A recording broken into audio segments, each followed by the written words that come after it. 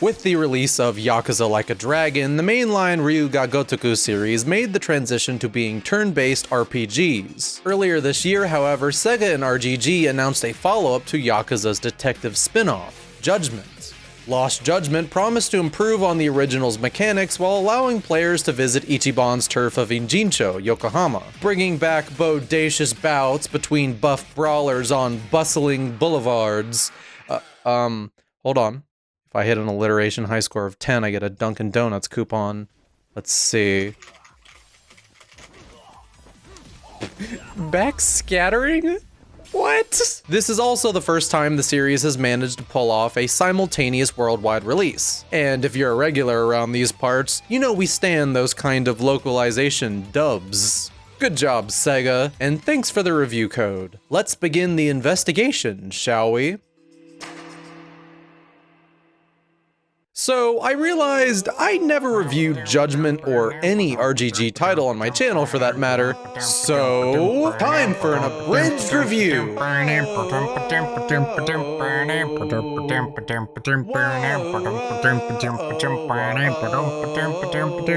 I'm sorry. Game good.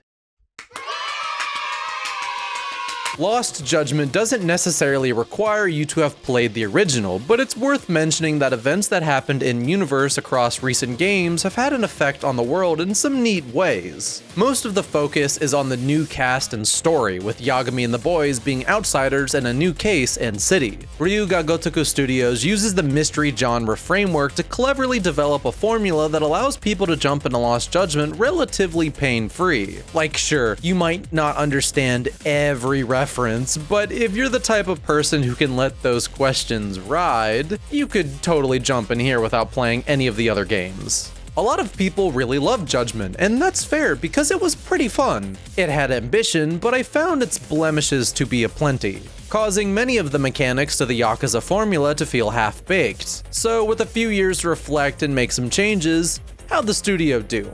Well, if Judgment was a good game, Lost Judgment is a great one. While Lost Judgment still falls into some of the pitfalls the series is known for, some of which are rather unfortunate, the peaks are so astronomically high and the mechanics and pacing so refined and polished that, by the time I hit the credits, easily in my top 3 in the series. Show them right there. Pop, pop, pop. Cool. I mean, how can it not be? What other game allows you to see high school students hanging out in the street and choose violence? 3 years after the events of Judgment, Takayuki Yagami is invited by some old friends to visit Yokohama to help out with a case. Given his greatest challenge yet, Yagami has to go undercover at school to solve the ultimate mystery: bullying. By beating up minors. Don't complain! Deep down, you know this is wish fulfillment! Jokes aside, Lost Judgment easily touches on the darkest subject matter the series has ever covered. There's a content warning shown before the game starts, and it's in plenty of their advertisements, which is great practice in my book. Good job, Sega. The inciting incident involves a police officer on trial for sexual battery, and when he's given a guilty verdict, he announces the existence of an undiscovered body in a jean show to the entire courtroom. The victim was a school bully that pushed his son to commit suicide, and the state of the body is extremely graphic. Trauma is explored in depth to reinforce its themes, but if any of this makes you uncomfortable, don't feel bad for wanting to skip out on this entry. The content warnings exist for that very reason. Now, if you felt this segment was a severe tonal departure from my usual goofs and gaffes, you'd be right, but some things are more important than jokes. So anyway, the entire first story arc has Yagami become an advisor at a high school and just mercilessly beat up the same group of punk students. Like 4 different times. Oh my god, dude. The natural suspension of disbelief that the Yakuza series uses to great effect, utilizing occasional wackiness and charm, is just as prevalent here. So I can sort of forgive this part for not exactly meshing with the serious drama stuff.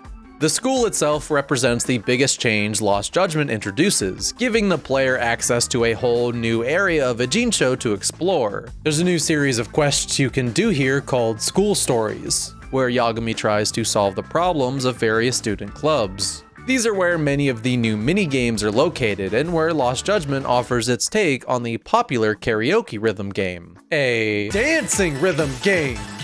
Oh, fuck it up, Yagami, that's right, do it. And it's fun. Definitely more challenging than karaoke in my opinion. But maybe the good old hand-eye coordination ain't what it used to be at this ripe age of 25. Side cases still exist too, with more engaging riding to boots. All around, and this is quite a bold statement I must admit, Lost Judgment easily has the best side content in the entire franchise. Oh, big words from someone with a 16% completion rating. YouTube.com/C/GC Vasquez, creator of the hit series Questrospective. What the hell are you doing in my house? I'm here to gaslight, gatekeep, girl boss you from playing Lost Judgment wrong. You haven't even played this game yet. What are you talking about? You know what 100 minus 16 is? It's 84%, you dingleberry. No mahjong, no girlfriend minigame. I bet you didn't even find the master system in the office, dude.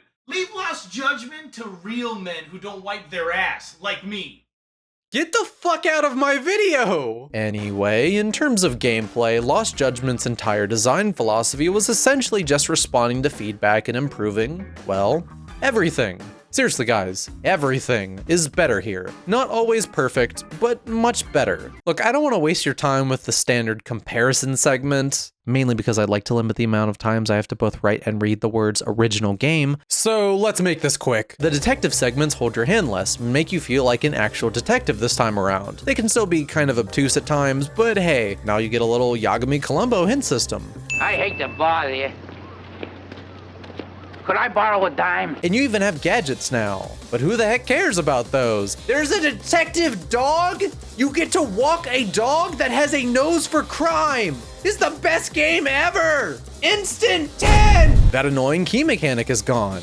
Thank God. Tailing missions still aren't good, but now are more involved and delegated almost entirely to side cases. There's only one in the main story, and it's at the beginning. Photography was improved and has more moving parts, but you won't see much of it in the main story either. And hey, required drone stealth segments just don't exist at all. Or maybe they're in the side content. I wouldn't know. I did everything I could to simply not unlock the drone. Honestly, all of the weakest parts of Judgment were either removed or shoved into side content. Except the Saori segments. Yeah, they've doubled down there and they feel even more out of place. Didn't even change the minigame and you're required to sit through 2 of them. But besides that bad carryover from the first game, all delegated to side cases, which works well enough for me, cause Makes sense since you've mainlined the whole thing, you fucking fake Yakuza fan. I just fixed that door and what the... Are you eating one of my lean cuisines? Why are you in my fridge? Why are you still here? Go home. Fine, but I need some bus fare. I spent all my money getting here. Both times. In the main story missions, tailing has been replaced with stealth segments, and they do the job, I guess. They feel like a rough draft of an idea. It's a very, this is something AAA games do mechanic, but it's inoffensive at its worst. Speaking of that, Yagami can now do parkour. Looks alright, feels slightly less alright, but hey, I respect the hustle. Oh yeah, I can't really talk about improvement over the original if I didn't talk about the combat.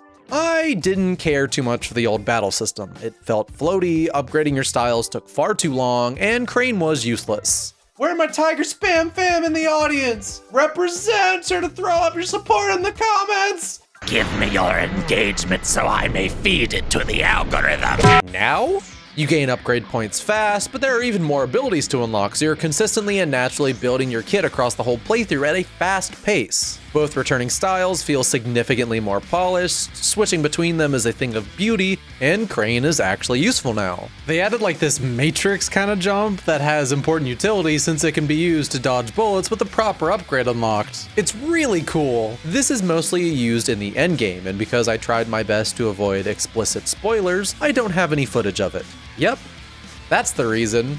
Not because I wasn't good enough to pull it off. Nope, that couldn't be it. Tiger also just feels better. There's not too much added besides some tweaks and a couple extra moves, but hey, why fix what isn't broken? Lost Judgment throws a third style into the mix too, the snake. If Crane is agility and crowd control, Tiger is intense offense and focus, Snake is...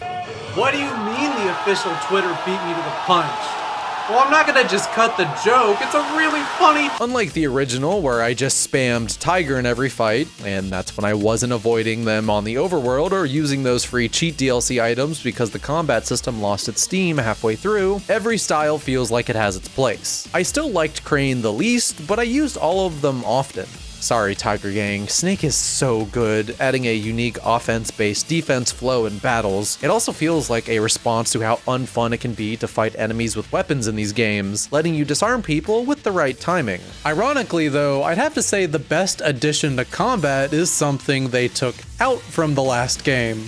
And I'm talking about the mortal wound mechanic, where enemies could decrease your total health, requiring you to either waste all of your money on healing items or waste your time going to the doctor.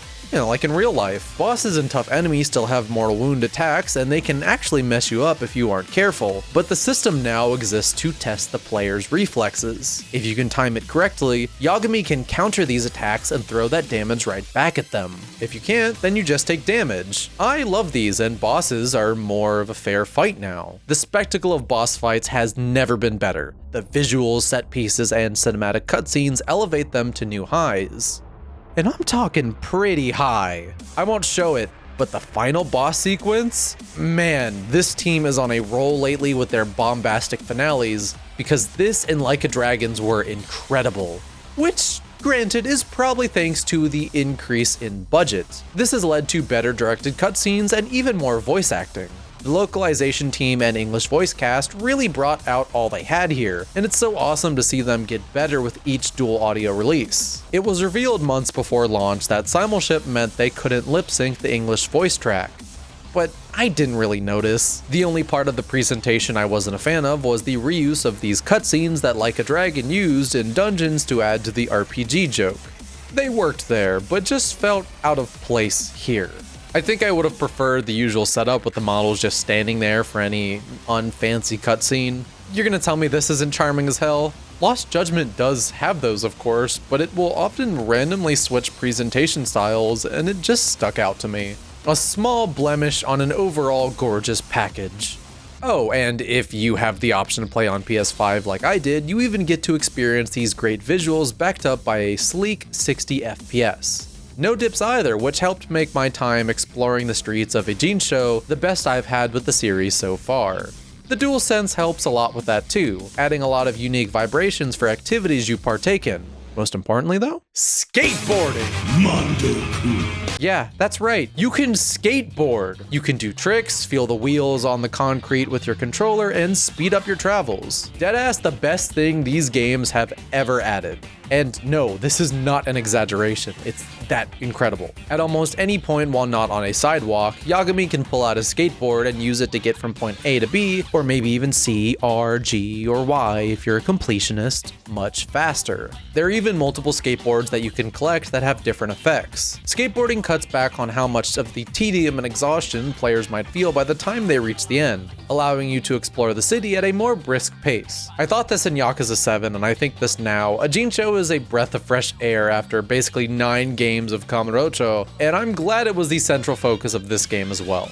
Don't get me wrong, Kamurocho is nostalgic, for sure, but I avoided it like the plague this time around. I wasn't there unless the story demanded it. I've had my fill, and I'll say in the most respectful way possible that I'd be okay if the series never visited there again.